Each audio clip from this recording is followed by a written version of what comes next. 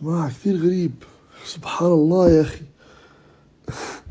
امبارح ركبت طيارة سافرت، كنت في تركيا سافرت اجيت على الأردن وخلص واجيت. فجأة اليوم يصير زلزال مدمر في تركيا. يعني لو كنت هناك أبصر شو كان صار لي. الله أكبر.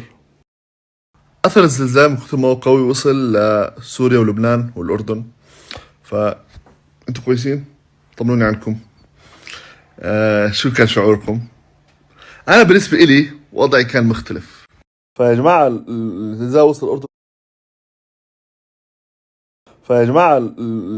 الأردن. بقوة 4.7 ريختار، يعني زلزال قوي، يعني هز، حسينا بهزة منيحة. بس أنا ضليت نايم ما صحيت. صار زلزال أنا ضليت نايم. كيف يا أخي؟ والله بلشت أخاف يروح علي شغلات في الحياة بسبب نومي. زلزال ما صحاني. طيب إيش حيصحيني؟ إيش لازم يصير يعني؟ تسونامي؟ إيش؟ فيضان؟